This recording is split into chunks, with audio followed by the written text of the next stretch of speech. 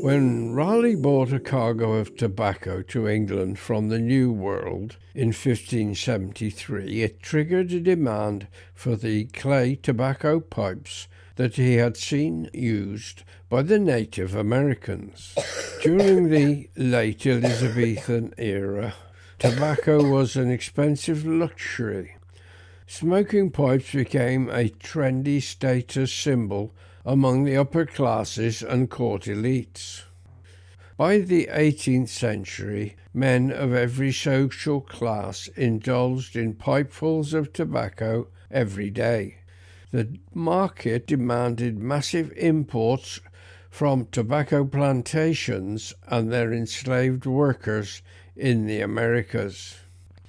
England imported more than 18,000 tons of tobacco during the 17th century, enough for everyone in the country to smoke a pipeful a day. Worcester was a late developer in the pipe-making industry, with Broseley in Shropshire competing for the trade.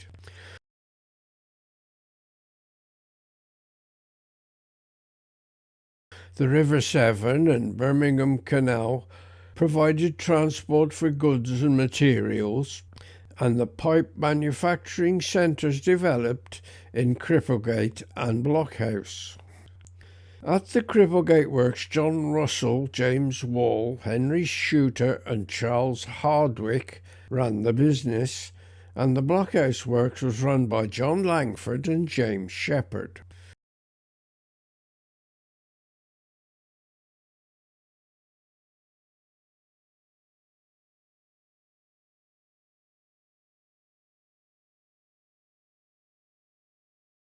In this presentation, I shall be looking at the history of John Russell and Cripplegate Works. John Russell was born in 1796 at Broseley, Shropshire. In 1820 he was recorded as a tobacco pipe maker at Cripplegate in Worcester. In 1830 he was recorded as the owner of Russell's Brickworks and many properties in the city. Who was John Russell? He was an entrepreneur who developed commercial interests in the Russell and Brown Risker Coal and Iron Joint Company, John Russell and Co. Blaenau Iron Works, and later the South Wales Colliery Company, as well as his accumulated money from tobacco pipes. In 1836, John Russell and Company bought Warnvower Colliery near Risker, and in 1841 he had a new mine shaft known as Black Vein sunk there. In 1846, an explosion at the Black Vein Colliery at Risker resulted in the deaths of 35 men. It was said that Russell's collieries in South Wales were so prone to accidents they had to bring workers in from Somerset, Dorset, Gloucestershire and Wiltshire. The worst disaster in Russell's mine occurred on the 1st of December 1860 when 146 men were killed in an explosion at the Black Vein Colliery. As a result of the loss of life and legal arguments over rights with Lord Tredegar, the Risker Colliery Company was bankrupted and the Black Vein Colliery was sold.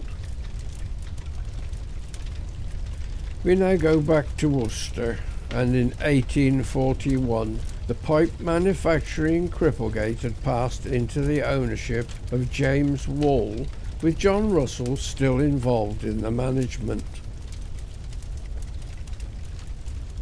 In 1847, Henry Shooter, who originally worked here as a pipe maker, was the owner, and 10 years later he was running a manufactory with 6 men, 4 boys, 6 women and 3 girls. By 1856, John Russell had given up the low-profit pipe manufactory for the more lucrative coal and iron trade. We now come to 1860. Due to increasing local competition, this led to a rapid decline in the Cripplegate works, and Henry Shooter sold up during the 1860s before settling down as a shopkeeper in Claines.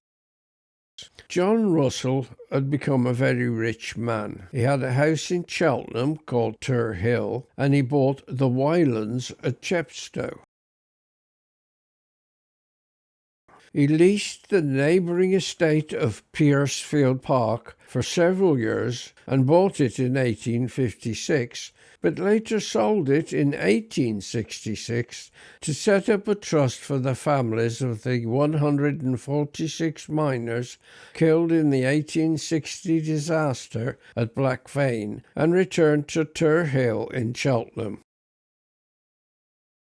In 1867 he bought Badgeworth Court near Churchdown, Gloucestershire. He also owned a house in Westbourne Park in London. John Russell died in 1873. He chose to be buried where his fortune started, in St Clement's Church, Worcester. But unfortunately his grave and his wife Mary's grave disappeared when Henwick Road was widened.